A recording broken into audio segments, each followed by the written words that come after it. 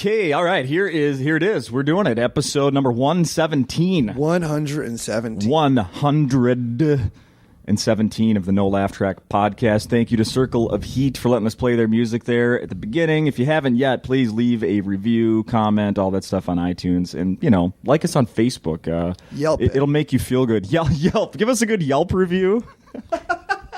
Get on Yelp. Get on Yelp, goddammit. That voice is not me. That's not me, Justin. That is Brooks Wheelan, who is the guest this week. Guest on this podcast. NoLaughTrack. NoLaughTrack. Acme's You guys podcast. should put a laugh track on there. Just a roaring laugh track throughout the whole podcast. Well, it actually syncs up perfectly to most episodes of the Brady Bunch. Oh, really? Yeah. It's sort of like that Pink Floyd Wizard of Oz thing. That's fucking crazy. Yeah, you've never suspected. No, not at all. Where are we at? Probably towards the end of the song. Right. Where everybody's looking at each other. Hey, look at him, look at him. Oh, look at it. She's looking at him. I'm in my square. That's crazy. Well, let's try to keep that on track. Exactly. Do we pause during commercials, or do we just guess what a commercial was at that time? Oh, yeah, I don't know, Ovaltine. Yeah. It would be a vintage commercial, so Madge putting her hands in the Palmolive and telling him, Yeah. your hands are soft. For me, a vintage commercial is zestfully clean. Zestful? You're not fully clean. Yeah, unless you're zestfully clean. Yeah. But I don't think that's accurate. No? That's probably early 90s versus when were the Brady Bunch on, the 1800s? Yeah, I think so. Alice just kicked the bucket. Whoa, So she'd have been like 190. she was 190. Well, that's cool. That's correct. So here we are. You're in Minneapolis. In Minneapolis. Day 2. Day 2. Did a show last night, a Tuesday. The best Tuesday show I've ever done. Also, the only one, really, I think I've ever done. That's not just like a LA or New York, or a one-night gig. Yeah, I hear a lot of clubs don't even bother with Tuesdays. No. No. None bother with Wednesdays even. Yeah. Yeah, it's just Thursday, Friday, Saturday, and I always try to get out a Sunday. What? Who wouldn't? Yeah, I don't know. I'm always like, I cannot do this, and then I'll just be like, I just can't. And I can't. I'll go crazy. It's an extra day in a city. Yeah. That show's never great. No. It's like, get out on a high note. Don't they try to pitch it sometimes as it's like the service industry night or something? I don't know. Yeah. I just am like, I gotta go. Yeah, I'm losing my mind. I personally, I don't want to do anything on Sunday night. That's, I mean, I don't mind doing comedy on Sunday night, but I don't want to be stuck in a city for another night. Like, it's a full day. I get back on Monday versus Sunday. I made that mistake. My buddy and I went to my first NASCAR race. Yeah? Which one? Where was this? It was in Indianapolis. We went this summer. Ooh. I've never had any interest in NASCAR. I'm not a car guy. I couldn't give two shits less. Right. However, we got free tickets, so I ended up going. And it's fun. I've been to them. Yeah. Super fun to go to. Yeah. Super fun to go to. Did you go to Indy? No, I went to Michigan. Okay. Here's a fun fact. My dad won the world's biggest Tony Stewart fan contest. What? He's the biggest Tony Stewart fan in the world.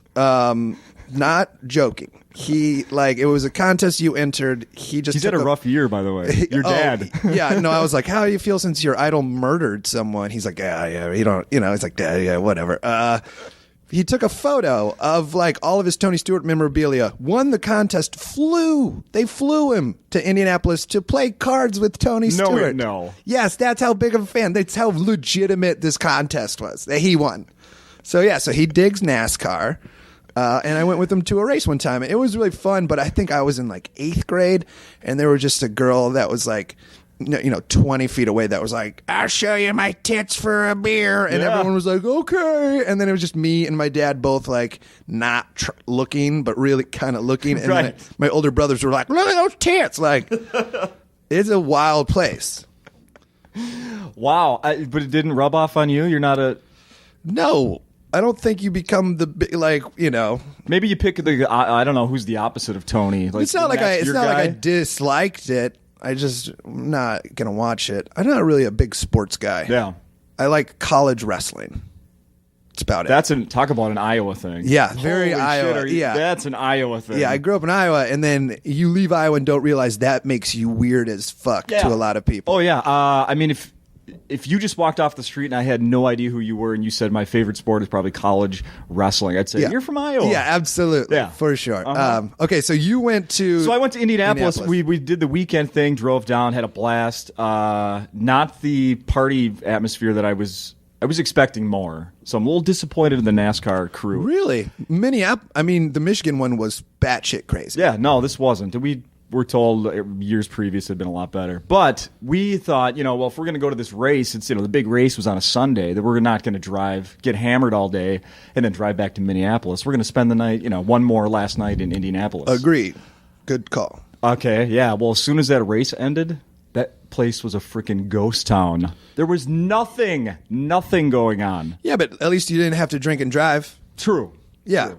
No, we made it home safe. No one got in trouble. Yeah, and you're with your friends. I'm talking about like finishing a Saturday show, then just being alone in Cleveland for another day. There's a difference between like, I guess I'll go back to the Rock and Roll Hall of Fame. Yeah, I feel like one day was enough there. All right, okay, there's Lake Erie again. Yeah, get me out of there. I have to say that when we were joking about when you said Zest, I watched the NASCAR race this weekend, and there was a kick-ass Zest car. Really? Yeah. Making a comeback. Making a comeback. Surge and Zest. My buddy was like, I think I really like that Zest car. Like, yeah, me too. Well, that's cool. I haven't seen a NASCAR race in, I don't know, a decade.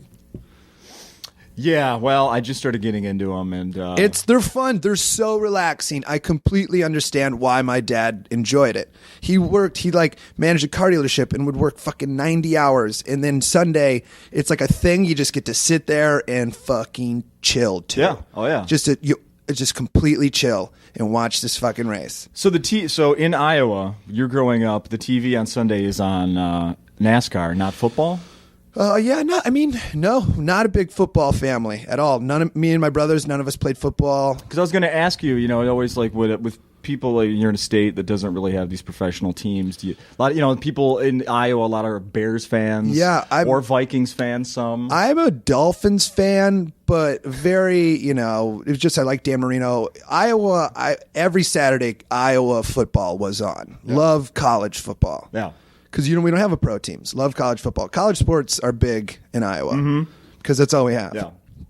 But yeah, Sunday NASCAR would be on, and we lived like out in the woods, so we mostly would be on Sunday. We would chop wood because we had a fireplace, so we just fucking chop wood to heat our house in the winter. Because we had electric heat, but like my parents were like, it's cheaper to chop down trees and fucking heat our house that way. So, and I was the youngest, so I didn't even get to like use the axe. All I got to do was carry wood, collect the wood. Yeah, because my older brothers got to do the axe work. I was going to ask. So, what has that skill led to anything? And being able to wield an axe, but obviously they didn't let you touch it. I got to take a hatchet out into the woods sometimes, which is crazy to like have like a 6-year-old and be like, all right, see you later. I'm like, I'm gonna go chop shit down, like just disappear into the woods. Congratulations, Brooks. You've moved up from the rake. You now get a exactly. hatchet. Yeah, for sure. Because my mom just grew up on a farm, and I think since we didn't live on a farm, she was like, I still want him to do as much work as I had to on a farm in the 50s. Like, it was ridiculous. Night, Ma. Yeah, exactly. Night, Pa. Yeah. Whatever, yeah. So that's where I grew up, I guess. How about Minnesota? History in Minnesota? What kind of history do you have here? When I was 19, I drove up here to try out for Last Comic Standing. And then, what season was that about? I don't know. It was like early. It was like 2006 or 7. Yeah.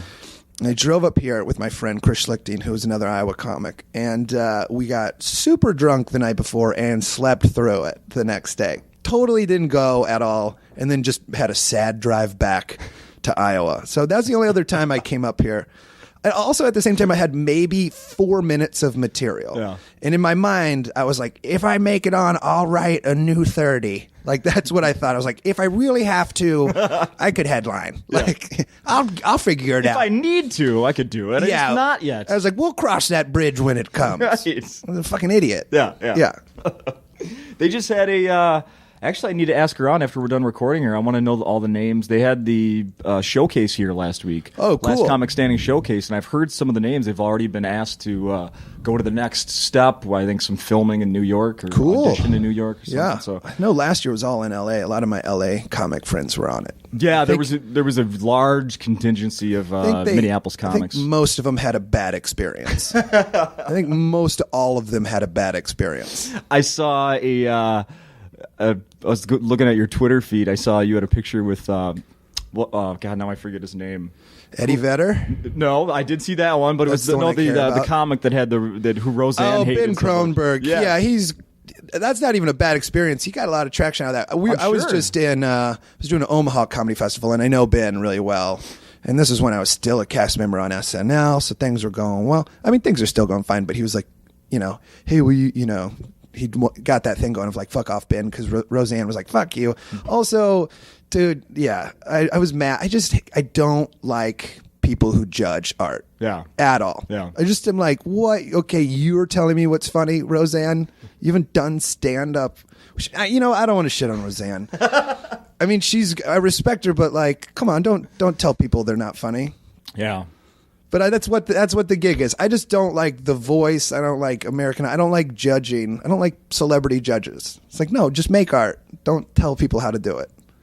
However, if you were offered a paycheck to judge, nope, would not do it. Really? Absolutely not. Really? No fucking way. Ever. Wow. Yeah. Standards. Yeah, man. No way.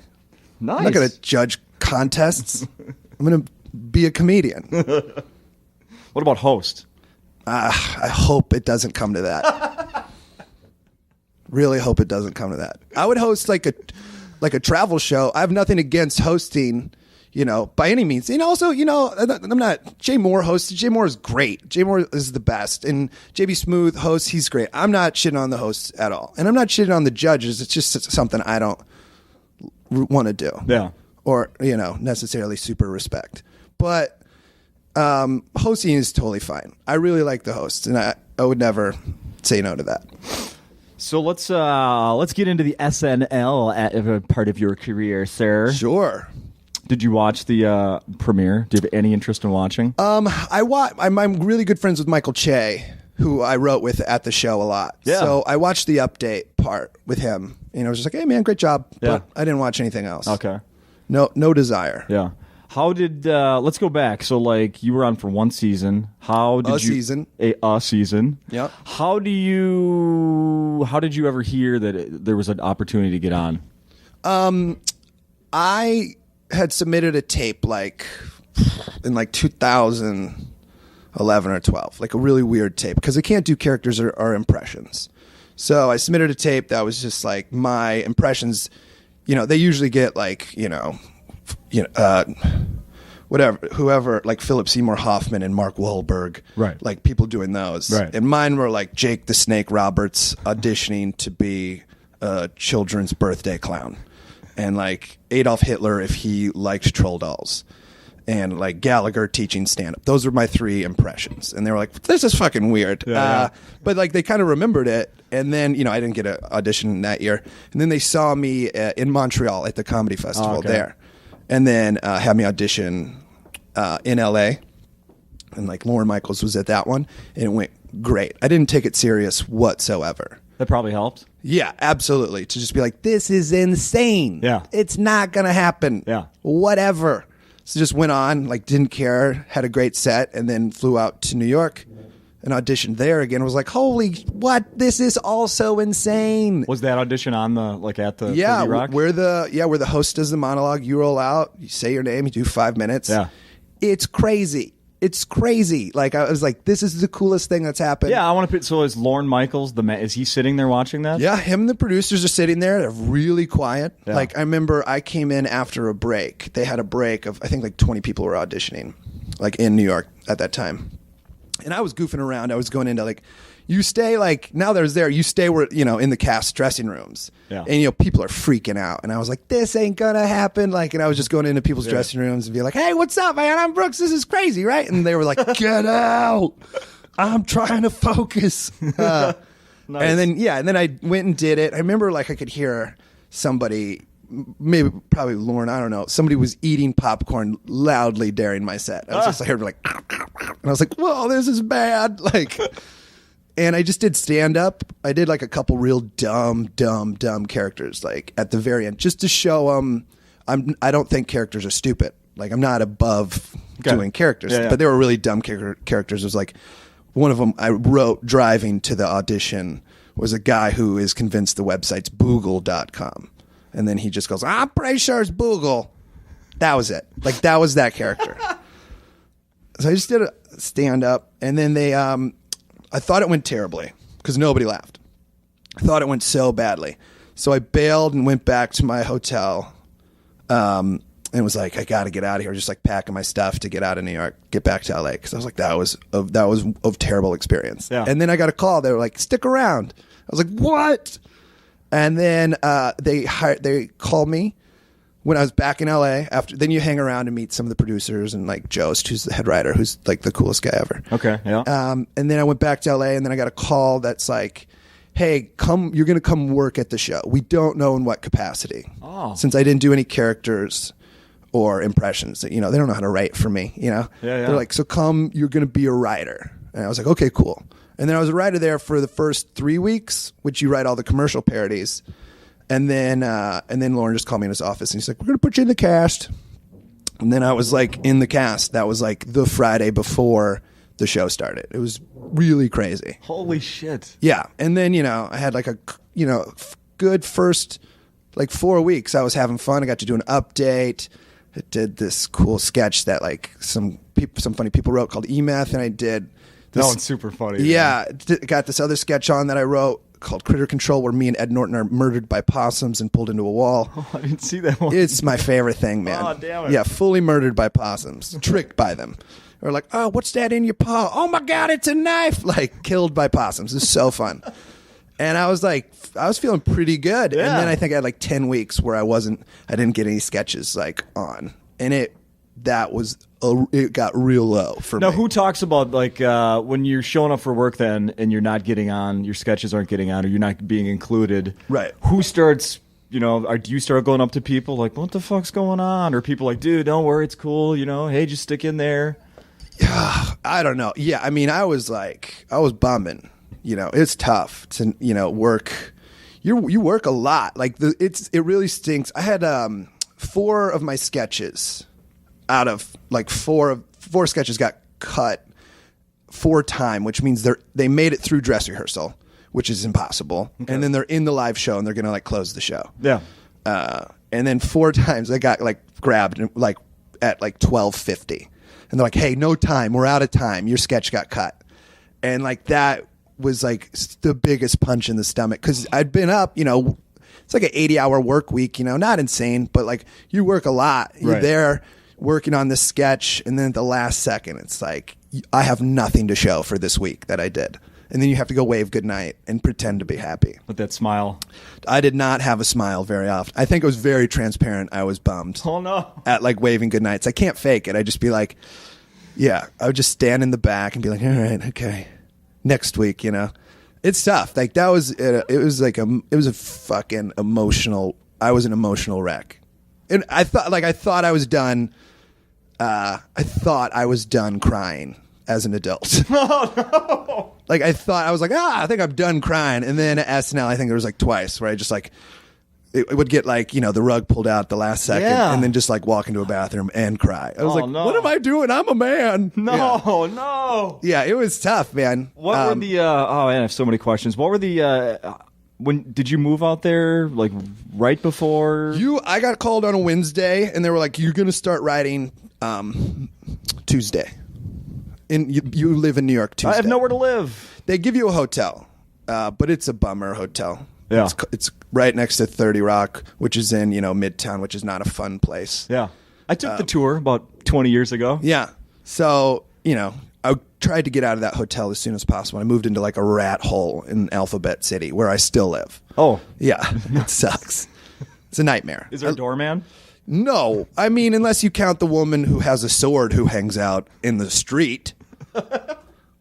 There was a woman in the street with a fucking sword on Monday. and I feel like everyone was way too cool with it. Yeah? Like, no one said it. Like, I walked past her and was just like, nice sword.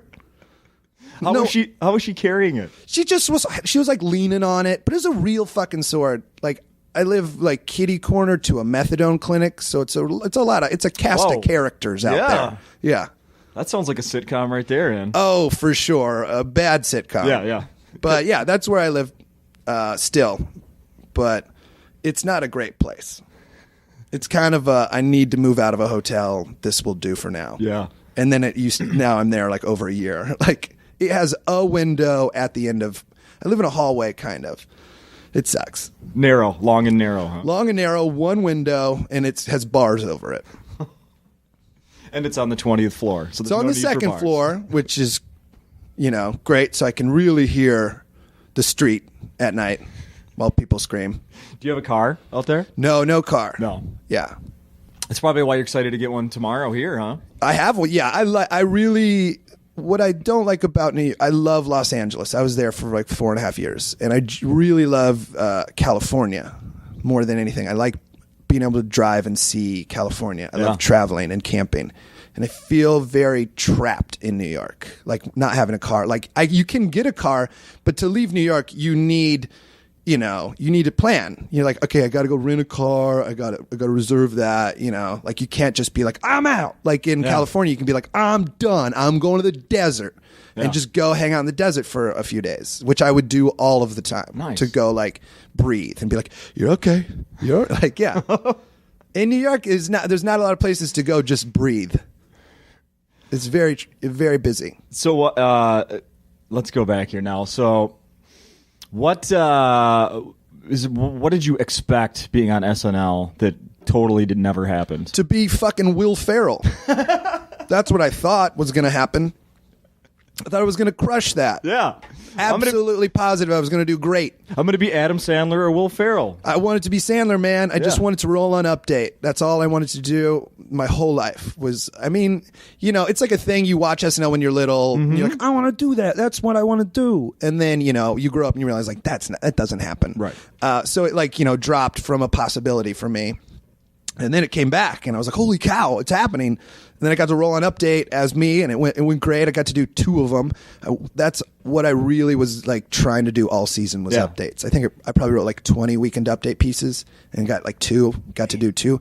Yeah, it was a bummer. I really feel like that's where I needed to be at the show. So who has the final word of the thumbs down on that stuff? I mean, it's a whole, this is a gauntlet to get through. Yeah. It's tough. I'm not going to point any fingers. No. But, just, a gauntlet. Also, maybe my updates weren't the best, but I still feel like if they would have, I wanted more at-bats at Update, for sure. Sure. Because I think it would have went great. Put me in, coach. Absolutely. Yeah. That's basically what I was screaming. Hey, so now that you have, met Lorne Michaels and worked with him and all that, do you... Mike Myers' impression of him, like as Dr. Evil? Do you? I mean, everybody who meets him, it's like a guy that when you talk about, you never know what he's thinking. So it's like a thing often where you talk about what you feel like he's thinking, which is like, oh, I don't know, Brooks. Brooks doesn't get to do it. It's just how it works around there, and it's such a thing. Like, it'd be weird if you didn't give him a voice when you talked about like how he thinks. It's like a weird thing, but everybody has one. Yeah, I love it. Yeah, and some people are more real than other. Like, is very accurate. And then some people is more cartoony. Yeah, it's definitely exaggerated. Of course, Dr. Evil's definitely exaggerated, but is there? Yeah. I just, that's such an iconic movie character. So iconic, yeah. And there's the guy it's based on right in front of you. Yeah, absolutely. And mine was, I was just kind of fired, so mine isn't like super flattering. It's just like, Brooks doesn't work here, like, which is, but that's mine. So I had an idea for you. You should try to get on. Like, there's some other shows, long-running shows that you could get on and just do a year. Oh, yeah. Yeah. Meet the Press? Meet the Press. Okay. How about 60 Minutes? Done. Let's get me in there. The Simpsons? Sure. Can I play myself, not a cartoon? I just want to be on, like, how Nick Arcade used to do it, where it's just a real person in front of a cartoon. Yeah, I'll do that. Okay. How about Law and Order SVU? Sure. Can I be a cartoon in that one? Yes. Perfect. Ice-T is kind of a cartoon, so that works. No, I want like a genuine, real cartoon, like a Simpsons cartoon for that one. Sesame Street, there's another one. You could do 1 year in Sesame Street. I won't do that. No. Nope. No. South Park. Oh, I wish. That's my favorite show of all time. Yeah. Did you watch the Redskins one? It's the best. Yeah. That show is so perfect. It is. They were last Sunday. I never watched it. The Simpsons and the Family Guy had that mashup. Right. I tried to watch it. I couldn't find it, which I'm sure just means I was too drunk or something. I bet it's the easiest thing in the world to find. My thought on it is I never asked for that. They kept promoting it like it's what you've always asked for. I didn't ask for it. Yeah, I don't know. I don't need them together. I bet it was funny. I don't need them together. You know what? Working at Saturday Night Live made me appreciate comedic writing so much that it took me in like thinking The Simpsons was good to realizing it's amazing. Like all the little things that are written into that show. Everything is funny, and it made me appreciate that show so much because writing comedy, I'd never really done it. That's what I was going to ask. Until I'd never written a sketch till I got SNL.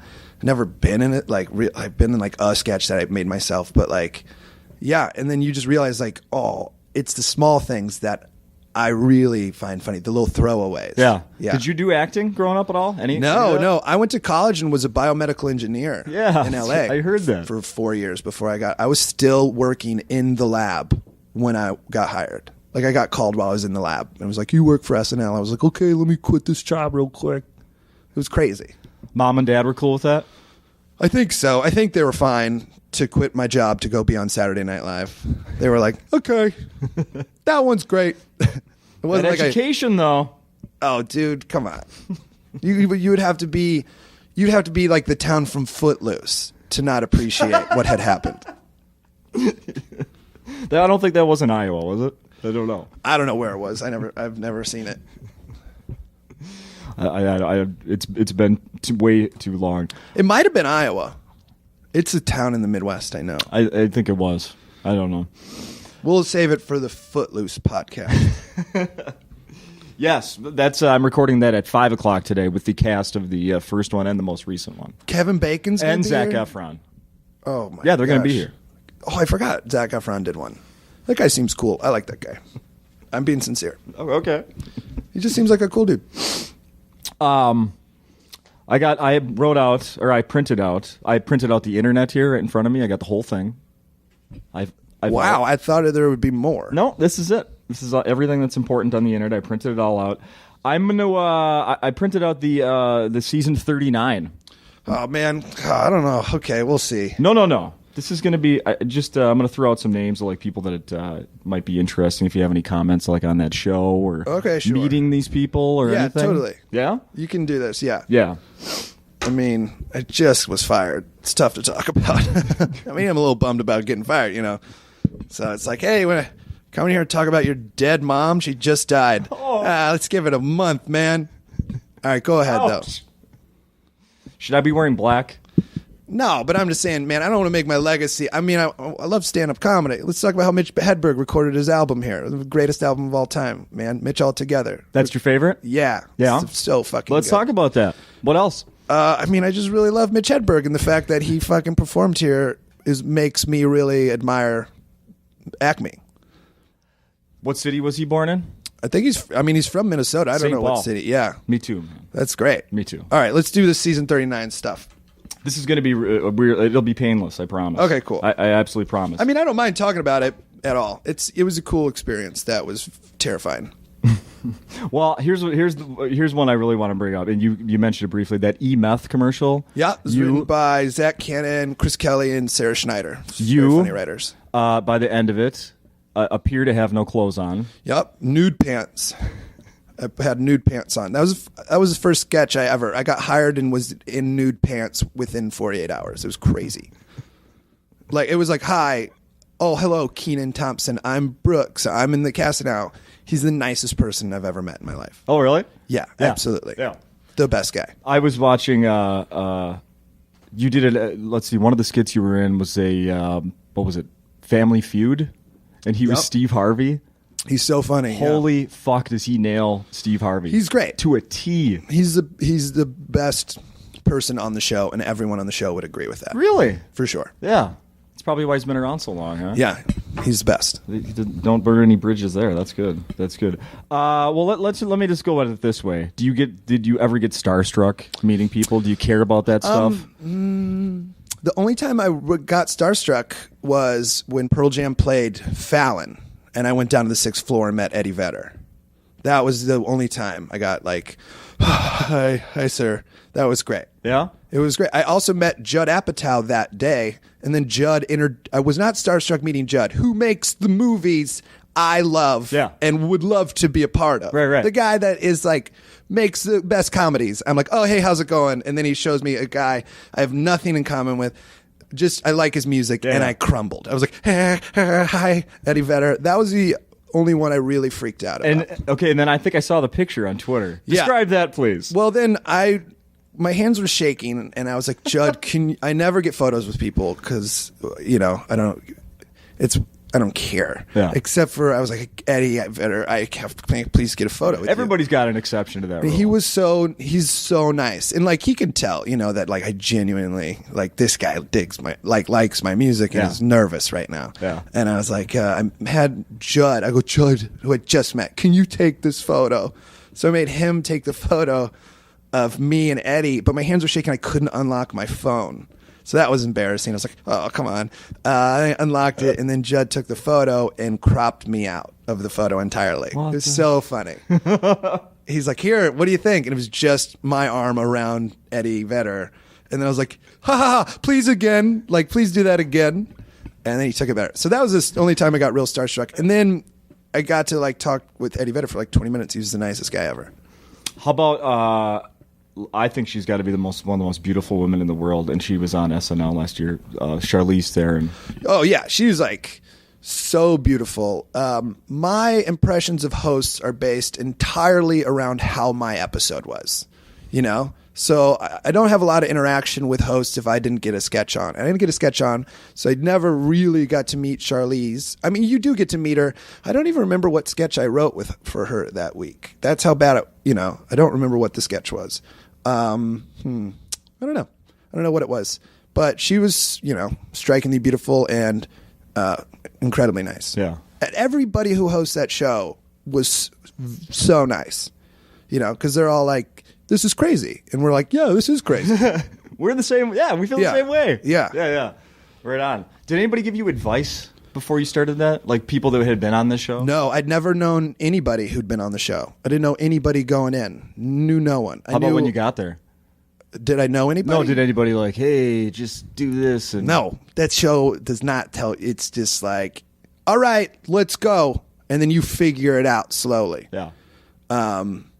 I knew people who had auditioned. Yeah. Which, when I found out I was going to New York to audition, it was a crazy comedy story. I was just I was in this restaurant in Los Feliz, which is like this little town right outside of West Hollywood. Mm-hmm. And I got a call that I was auditioning, and I was sitting next to Paul F. Tompkins, even though I'd never met him. Like, I was just waiting for my other friend. Hilarious Paul F. Tompkins. So funny, yeah. And I got the call, and I was like, oh, well, okay, I'm flying to New York to audition for SNL. And I was like, hung up, and I just go to like Paul F. Tompkins. I was like, hey, Paul F. Tompkins, I'm Brooks. I'm auditioning for SNL. And he was like, that's great. And then I went outside, and John LaJoie was walking by, who I think is so funny. And I'd met a couple times. Like, hey, John, Brooks, what's up? I'm auditioning for SNL. I was like, oh, that's great. And then I was walking to my car, and Nick Kroll was having like dinner. What the hell? Yeah, and this is all within 50 yards of each other. Yeah. And I was like, oh, Nick, I kind of know him a little bit. I was just like, I'm auditioning for SNL. And his advice was like, don't go over 5 minutes. And I was like, okay. And that was like really the only advice going in. Jeez, you got to hook up get on their show, man. You ever watch The League? I love The League, for sure, yeah. Oh, so funny. It's really funny. Yeah. But yeah, the audition, TJ Miller called and gave me some great advice about auditioning. He's like the dude I really look up to. Yeah, he's good. He's really great. And, but then once you get the show, nobody's like, look, this is how it works. Like, it's just like, all right. They sat me down the day I got there, and they're like, all right, write 2 commercial parodies, and then left. I was like, what? How do I turn my computer on? Oh, man. Yeah. Fuck. And I am a little I didn't have a great first half of the season. I loved the second half of the season. I think I got, the final like 6 episodes got like 6 sketches to dress or something, like, and was fully like, I think I get it. Like, I'm figuring out how to write sketches better, what fits the show better. Yeah. So I was excited to start to figure it out. And then when I didn't get to go back, I was like, dang, I wish I figured it out a little earlier, man. But whatever. Yeah, it'll lead. You know what? That's good practice for the next thing. You know that is, the next sketch show I don't do. Well, no. Wow. What else was I going to get to here? I don't know. I don't know. Oh, I know. You, according to IMDb, are you in some sort of movie? What's stereotypically yours? Oh man, I don't mean. Yeah, it was a movie I filmed this summer. It was just a movie. It's a small part. My favorite joke I had was, if this goes to, it's called Stereotypically You. My favorite joke I had was, what if we get a sequel and it's called Stereotypically You 2, and then it's just you two playing on a Dublin roof, and we're like, ugh, of course you two plays there. So that's what I got. Yeah, I mean, it's a movie. It'll come out. Love it. Yeah, love it. How did you? Let's go back. Iowa. When did you get out of Iowa? How'd you get out of Iowa? I started comedy there when I was 19, and I went to the university. I was going to the University of Iowa, and I graduated. I'd spent some time in Chicago and Kansas City in the summers, like going, and I was driving all over the place to do shows everywhere, doing one-nighters.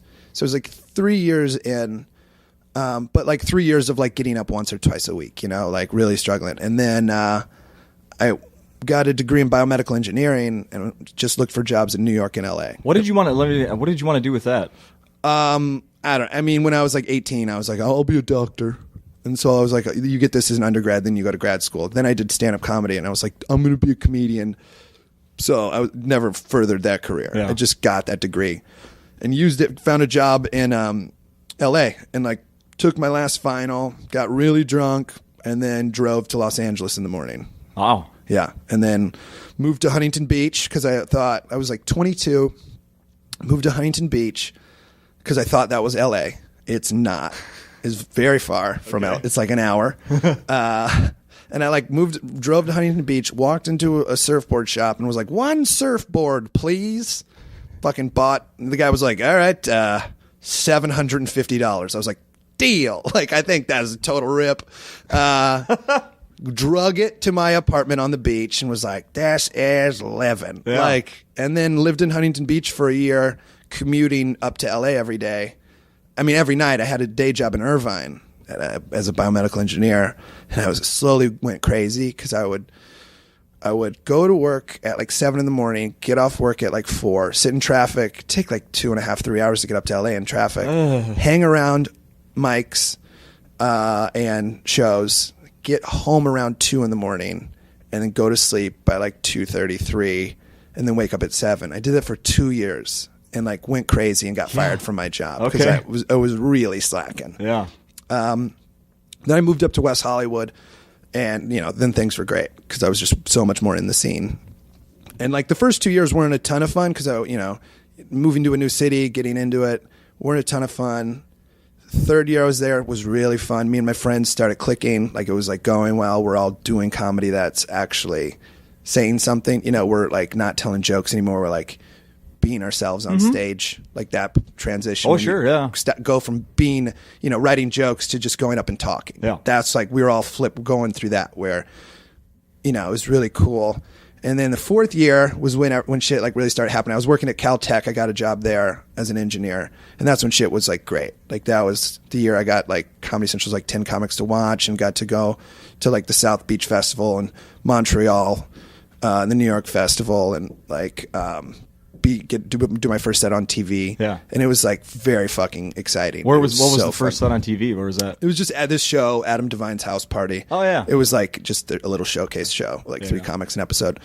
Pete Davidson was in my episode, who just got hired at SNL. He's a funny little dude. Yeah. He's not a little dude. He's like 21, but he's a funny dude. Yeah. I didn't. I watched just last night. I watched his. He was on the Weekend Update. Yeah, I saw that. It was cool. He's a good guy. But. Yeah, so I mean that's how it worked. Like I fully was having a great time in LA, and then SNL snatched me, and didn't snatch me. I jumped through a million hoops. It's not like but like I was like, yeah, I was really having a good life out there, and then I went and panicked for a year in New York. I really enjoyed Los Angeles. Just doing comedy and camping was so fun, and then the day job wasn't terrible. No, I imagine that's some decent pay. Yeah, it's fine. It's not. It's like entry level engineering work, but it's fine. It's like $60,000 a year, which is great for a guy who doesn't care about his job. It allowed me to. I wasn't rich, but I never had to like live in a shitty place. Even though I did date this girl for like 7 years. When we broke up in West Hollywood. West Hollywood's a nightmare. I would never recommend living there. I had a terrible time. Then I moved to Los Feliz, and that's like that place was great. But I broke up with this girl and moved into this mansion in the Los Feliz Hills with 9 other people. Whoa. I think like 5 or 6 of them maybe 8 of them were comedians. It was like a little comic house. And that was really fun. You survived that? Barely. Yeah. I mean, that was a lot of insanity happened in that house. Yeah. Yeah. It was bet. really gnarly. Hey, that just made me think of something. I've heard like Saturday Night Live after the shows on Saturday. What happens after the shows on Saturday? That's my least favorite part was the after party, man. Really? Yeah, because you just got done with working your ass off all week. You just finished your job, and a lot of times. Most of the time I was sad, I just wasn't in the episode, or I got my sketch cut at the last second. And then you have to go to a party filled with a lot of people who are very excited because they're at the SNL after party, and that's so exciting, and that's great. And all you really want to do is bitch about work with other people who work there. Yeah. But I'm with, my like agent who's very nice, my manager, or, friends who are visiting, and they're like, this is really great. And I'm like, this fucking sucks, man. I wasn't in the, you're just really stressed out and surrounded by people who are like, very excited, and like, I was not at that point. Where are those parties? They're in the same place, or no? They like kind of go all over the place. But then after that party, there is an after party, which it cuts down to a lot more people of just the cast kind of go. I bet. To that, and that's that's where you get pretty wasted. Yeah. Yeah, those are pretty fun. But then it sucks to like roll out and the sun's up, and you're like, shit, I gotta go pitch to Lady Gaga in like 20 hours. I have no ideas. Yeah, for next okay. week. I was going to ask, so what's the turnaround then? Sundays relax all day? Sunday is like you breathe. Me and my girlfriend would just kind of like lay around, go for a walk and lay around, and, I'd come up with ideas. I'd pitch her ideas, for the show, and she'd kind of help me think of them. And then Monday you go in, it starts immediately. Back to work. Yep. People are still maybe nursing the hangover. For sure. Yeah. I mean, there's like, the best after parties are the ones before a break, because you'll have like a week or 2 off. And that's when you will drink more, because if it's the second episode in a 3-episode run, you're like, no, I'm really tired. There's 2 episodes in a row, very hard. Right. I'm not going to go crazy tonight because I got to go do another week of work. So those after parties were always a little more chill. Were there people that like cast members that had been around a lot longer that were like telling you like legendary stories? That everybody in the cast was, Keenan had been around, was the only guy who's been around for a long time. Bobby Moynihan has been around. This is his 7th season. They all have really fun stories. Yeah. It's a place filled with funny stories. As much as I didn't have a great time there, I've never laughed harder than the year I was there. Yeah. Sitting around with some of the funniest people in the world. There's a lot of people that pay money to have that opportunity. They're so, I laughed so hard on Tuesday writing nights, like so hard. It was so fun. But then at the same time, other Tuesday writing nights, I was so sad because it wasn't, it just wasn't clicking. Nothing was funny. Is that Tuesday writing nights? I mean, you're all just sitting in a room together? No, not at all. It's like, do your own thing, have your sketches turned in by noon Wednesday. However you do it, I don't care. Yeah. So, I mean, you just, as a new cast member, it's tough to get, you go around, and I would walk into writers' rooms who I knew, and I'd pitch them ideas. I'd have 10 sketch ideas. I'd be like, okay, here's 10 sketch ideas. Do you like any of these? And then whatever, when they're like, sometimes they'd be like, nah, I mean, they would be like, I'm busy. And then that's their way of saying sorry, no, I'm not. What were yours more based on? Like pop culture, or no, completely just weird stuff. Make them ups out of your mind. Yeah, weird stuff. Yeah. I'm trying to think. It was like, It's weird. It's like it. I don't really. I mean, I have them all written down in my book. There were so many of them. I'd play a dad who, when the daughter, like my daughter brings home the date, immediately the first thing I say is punch me in the stomach as hard as you can to the date. Like, and that's the idea, the basis of who this guy is. Of like, relax, dude, that's not how you meet somebody's daughter. Or like, it's one of those, these are the ones I thought of the other day. It sucks. I still think of sketch ideas. And I'm like, I can't turn that brain off. Damn. Or like, you know how there's like, you can eat dinner in the dark, like, and it's supposed to enhance your taste buds. It's they have those restaurants. You eat in complete darkness, and it's like, then it's fun. And I wanted to do a guy who ordered fajitas at that restaurant, so he just keeps trying to eat fajitas, but he can't. Yeah, shit like that. Yeah, no, just sketches like that. Like, I wanted to do the world's like best Olympic diver who couldn't swim. So he'd like nail his dive, and then he'd fucking be like, he's thrashing about, like, help. Yeah. Or, you know, episode of Undercover Boss where I was just Bruce Springsteen with the mustache because he's the boss. Right. Yeah. And then just like everyone's like, hey, Bruce Springsteen. How like, didn't that get used? Dude, I don't fucking know, man. Really, I like that. That's good. No, I would just go in, I'd pitch those Mm-hmm. ideas, and then, you know. I remember, I produce a morning show, here in Minneapolis. Oh, cool, yeah. And we had Andy Samberg in studio. It was when that movie Hot Rod came out. One of my favorite movies of all time. Yeah, really? Absolutely. Yeah. Maybe that and MacGruber are amazing. Yeah. They're modern Happy Gilmore, Billy Madison for me. Mm-hmm. MacGruber, Hot Rod. Yeah. Those I agree. two. I agree, especially MacGruber. I like that one better, actually. They're both so funny in different ways, but I appreciate Hot Rod for the fact that everything is a joke. Mm-hmm. Everything. So he was doing touring, radio stations to get the word out about that movie, and I had a chance to talk with him just briefly after with the radio thing, and I was telling him like, man, I think you're super funny on the show, and one of my favorites is sketches that you've been in is when, and I described it to him, and it was the one where it was it was sort of like a play on Alien, where the little like aliens coming out of his stomach. Yeah. And he's like, oh, dude, thanks, man. It's one of my favorites. Lorne Michaels hates it. Dude, for sure. That happens there. Yeah. I had a sketch that everyone loved. Everyone loved, called Little Buff Boys. It was like, just the title would make the room laugh. And it was like, I fucking love this sketch so much. And yeah, Lorne was not a huge fan of it, but everybody else liked it. And then it got cut for time. It was going to close the Lena Dunham episode, and it got cut for time. And that was a bummer. It was it was a sketch where it was a little kids bodybuilding competition that Kenan Thompson hosted, and it was fully fucking insane. And it opened with photos of real little strong kids where Kenan was singing like, he had a song, even intro. He was like, little buff boys, squeezing and scrunching, smushing and crunching with their buff little bodies, heads of boys, bodies of men, little buff boys today. And then like we came out and these little gold fucking unitards and did flex. And I wrote it with Tim Robinson and Zach Cannon, who these dudes are the two funniest writers. And Michael Bryan is so funny, and so many funny writers there. But then I came out. This is all stemmed. I used to do this character around the office who was just a shy bodybuilder.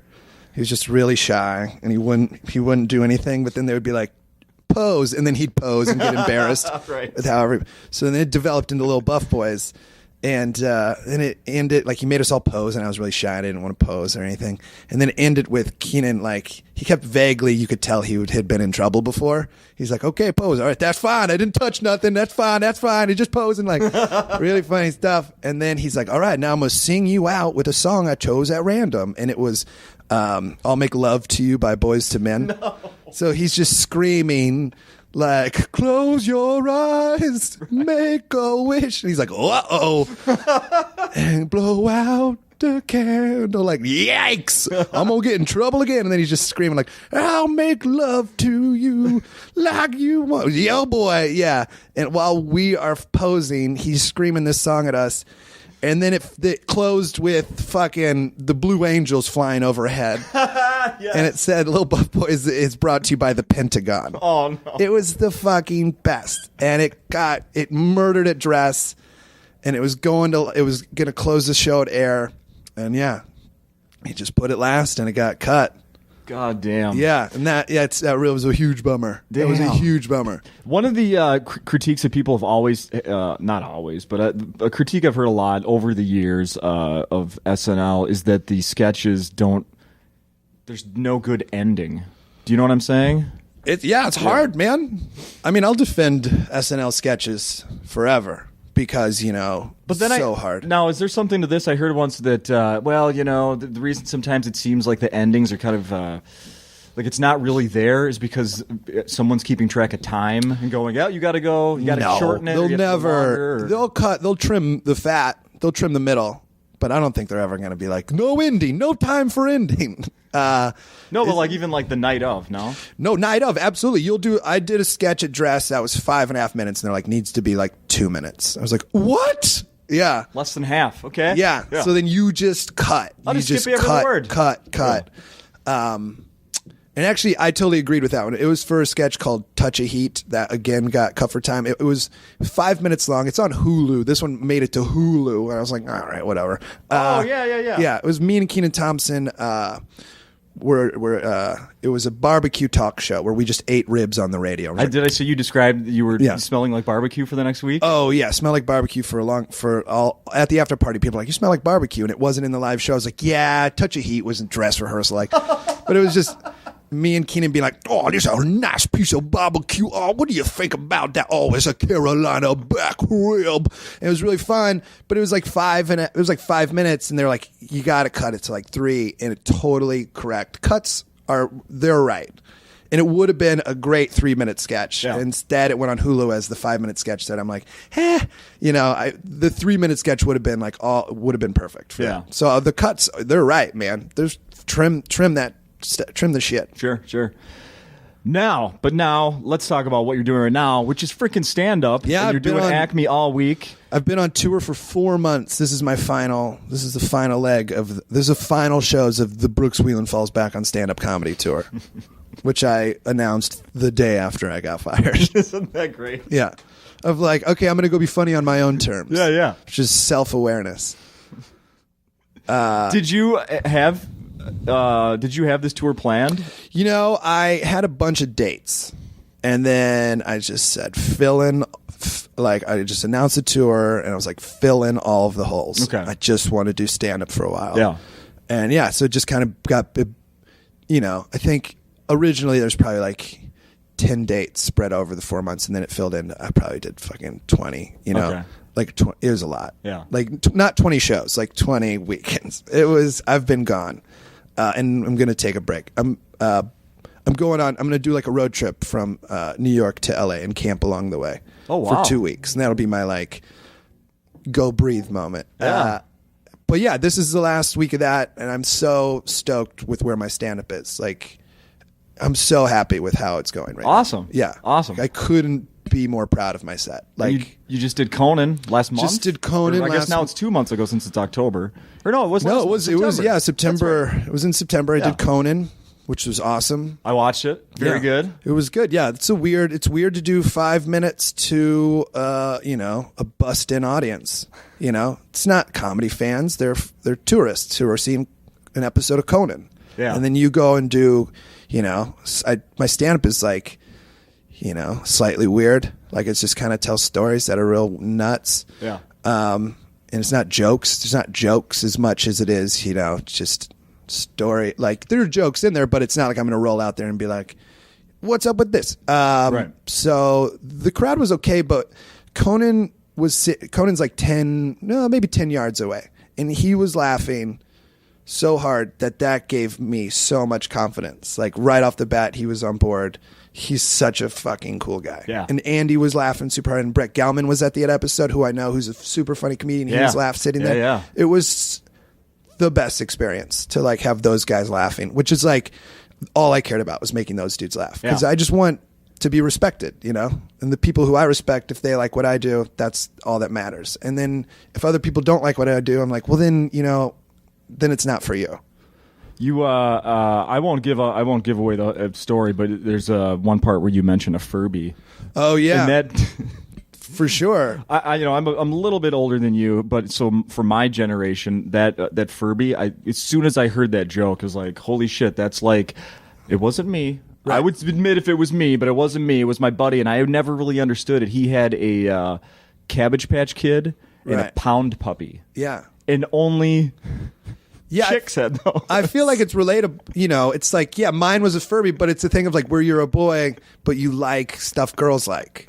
Like, and it stinks. You have to hide it. Yeah. You have to hide who you really are. If like, I love Furbies, you know, like I'm not throwing this away. Yeah. I mean, that's what my set is a lot about, of like trying to mask who I really am inside, which is a dude who I wish I had that fucking Furby today.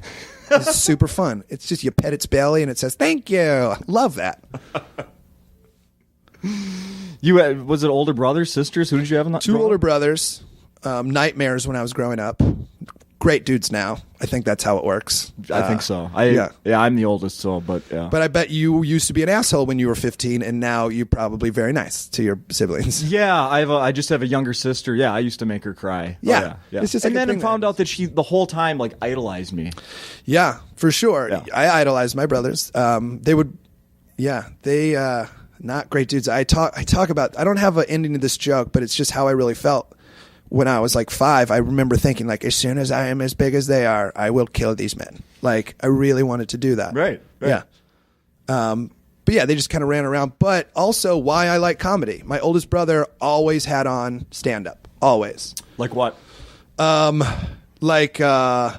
was that one where people acted it out? It was Pulp Comics on Comedy Central. Oh, yeah. I remember like Jim Brewer's set of like tequila like sneaking into the party. That was a belly. And I remember seeing that super young and thinking it was so funny. He loved stand-up. He got me into Mitch Hedberg.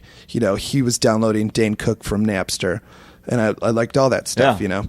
So cool tastes they had for sure. Loved Led Zeppelin, you know, just like the idea of a cool older brother. Mm-hmm. Yeah. I was always jealous of guys that had the cool older brother. Yeah, for sure. But they were older. They were like 4 and 6 years older than me. And so I was never like in school with them, and they were buds, and they shared a room, and I always had my own room like next to my parents. I was like, I'd rather be down in the basement. But yeah, so they were cool. You know, the reason I got into comedy is because my oldest brother was a bartender at Penguins Comedy Club in Iowa. Oh, no kidding. Yeah. Okay. And when I was like 15, he got me in. And I remember I got to sit up front. And at the time, I was like, this is pretty cool. And now, as a comedian, I'd be like pissed that there was a 15-year-old up front. Like, right. Like, what is this kid doing here? Like, I wouldn't be pissed because, 15 is fine. But if it was like an 8-year-old, I'd be like, what the hell? Mm-hmm. Yeah. Who did you? So did you see comics coming through Iowa? No, never. You know, not. They don't. It's not really. I lived like an hour outside of the city. It's not like we went and did stuff at all. I would watch comedy. I mean, yeah, I don't think I ever really saw live stand-up comedy. Take pride in Jake Johansson? Just met him actually recently. Oh, really? You know, he's not like he's around Iowa. Right. He hasn't been in Iowa in like 30 years, I don't think. But I mean, totally respect him. Yeah. But yeah, didn't know about him. He's like a Western Iowa dude. He didn't really start like in... The scene was so small. You know, real weird little scene. I want to write like a movie or a show about like a small comedy scene because it is fucking crazy. Yeah. It's insane. Like the egos involved and like for no reason, right? Oh my God. Yeah. And like the fights and like it's insane. It's fucking crazy. The Iowa scene when I was there was just like so many people bitching and fighting. And I remember just being like 19 of like I think, you know, just taking it so serious of like, this is my life. This is what I'm doing. Yeah. And like, I'm hanging out with just like, you know, like 30, I'm 19, like, and my best friends are like 38-year-old dudes going through a midlife crisis. Like, yeah, I got to get back up, got to get back to college. So like, stay and drink with me. All right, okay. Without you, I have to go home to my family. Yeah, exactly. So it was gnarly, but you know, in a cool way. I've taken up a lot of your time. I want to bring up one more thing here, at least here. Cool. I watched a video you did. You recorded a little bit of your day every day. Yeah, the second day. It's I dig it, man. I want to grew up in Iowa, never really saw anything, didn't see the world at all. Like, you don't really go on vacations when you're in the Midwest. It's just not a thing. Like, getting on a plane, like, I'm going to, it's not like my dad's fault. He didn't have fucking money to fly 5 people. I've never flown anywhere with my parents. I've never been to California. Yeah. It's just a thing. It's very normal to not travel in the Midwest. No, you know where we went? We drove to a Lake Okoboji in Iowa. Absolutely. We would drive to the Wisconsin Dells. Yeah. We did that like twice. That once. Did that twice in my life. We went there and then just like, had fun in a water park. Yeah. So like I moved to California. I'd never really left the Midwest, and like it opened my eyes so much to like how big the world was, and like wanting to see it. And I feel very privileged that I've created this life where I do get to travel and I don't have a day job. Like, so I want to take advantage of that. And also I love photography and cinematography. So I just kind of wanted to like map this like traveling that I do. So I started filming like one thing I did every day, and it also helps you to not waste a day, to be like, I want to do something memorable today, every day. Yeah. So I started doing that, and it like was the most fun thing I'd ever done. I bet. I want to go camping this weekend. I want to get out of LA. I want to go see this. I want to go see this. I want to travel. And like, it was awesome. And I just started filming a second a day. And then in that year, insanely enough, I got SNL. So that's included in that video of like going to New York, auditioning, moving there, being on SNL, where, the thing starts off, I'm doing like What's Up Tiger Lily, which is one of my favorite shows of all time. It's just like a cool Monday show in LA. And then like within, 4 minutes of the video, it's like, oh, now I'm on Weekend Update. Like, so I just did that to try to, just kind of document what I did that year. And it's such a great memory. I remember every day of that year of my life now, because I just watch the video and be like, I remember being there. I do remember that. I do remember. I could tell you where I was every single day. And I'm doing that again, but I'm not making the video because I felt like it would be like, it's kind of cocky to do the video once, like you're on SNL, like to be like, look how great this is, versus before I was just an engineer who did comedy at night. It wasn't like, hey, I'm rocking, So I don't want to do the video because I feel like I already did it. So, and it's harder that I'm doing this. I'm just taking, I like photography, so I'm doing a photo a day. Oh, okay. Of something I've never seen. Oh, okay. Yeah. And I mean, that it won't be like viral or anything, but it's like I take a photo and then like write about it every day. And then at the end of the year, I'll just have a great memory of that year, A kick-ass slideshow.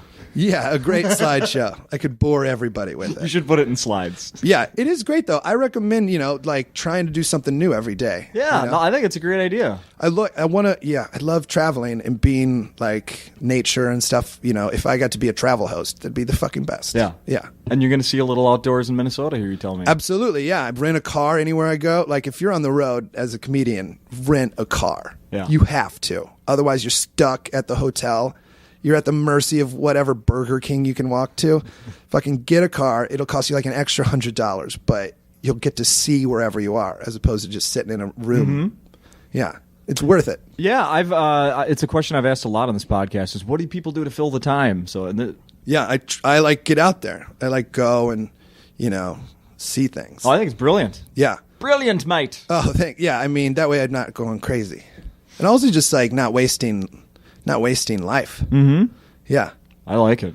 I'm kind of jealous. I wish I had time to get out and see things. Yeah, absolutely. I couldn't be more lucky with, with how it is. Like, get out, travel all the time. It's like, okay, you fucking dude, sure. I have 3 kids and a fucking job. Yeah. I'll make a second a day. It'll be a nightmare. Yep. I have 4 jobs, an ex-wife, 2 kids, a girlfriend. Yep. I'm going to hit the Midwest. I'll start with the Midwest and then go south. I couldn't be luckier, to be able to do that. We're fully aware. No, that's why somebody like me then sees that stuff is like, man, that is cool to see. But also, it would be cool. I have met people who have been like, I watched that video and I booked a ticket to the Grand Canyon that day. Like, I just was like, I gotta go. So that feels great. That like, holy crap. It does kind of, I don't care about inspiring anybody, but it is cool if it does, make people like get out of the normal day. Sure. It's not a bad thing. Yeah, just getting stuck in a normal day is a bummer. What else? Is there anything else before we say goodbye? Is there anything else do you think we should mention going on with you? Or the Twitter, mention where people find you on Twitter. Yeah, I mean, I'm just on Twitter, at Brooks Wheelan. I'm working, today I'm actually working on my website, which is like a travel site. Oh, okay. Which is like half travel, half comedy. So that'll be up. It's going to be like brookswheelan.com, hopefully within the next week or two. Where you can just like, it's just like a lot of all these photos I've been taking, and videos I make and shit. Sweet. Yeah. Just making shit. I'll update that on the, I put all this stuff on the NoLaughTrack Facebook page. I'll be sure and put some of your stuff up there. Yeah. Good. Do it. Yeah. Right on. Check Anything out else? the website. No, I mean, if I'm in your area, come see me do stand-up comedy because that's what I like doing. And I feel like I'm better at it than sketch comedy. Yeah. For sure. Well, I was hoping, like I said, we had the brief conversation. I was hoping at one point we were going to record tomorrow because then I was going to come to your show tonight. Oh, yeah. So I still might. I might see you later tonight. Who knows? Come. It's fun. I want to, from what I've seen online. Yeah, I don't put a lot online either. I try to kind of hold those close to my chest. Mm-hmm. So, well, the Conan's out there. So Conan's out there. That. Yeah, no, absolutely. But like, I don't put a lot out because I want it, for like a special. You just see it for the first time there. Yeah. Well, continued success, sir. Oh, thanks, man. This was fun. Hopefully, you didn't come across like an asshole, which is all I'm scared of, is being an asshole, which I definitely am sometimes. Well, I know the feelings. Yeah. We're in it together. Don't worry about it. Totally, yeah. I don't want Roseanne mad at me. I send these to her first, and then we don't even put him out until she gives it the thumbs up. So Good. We'll see. Good. All right. As long as she okays it. Thanks, Brooks. Thanks.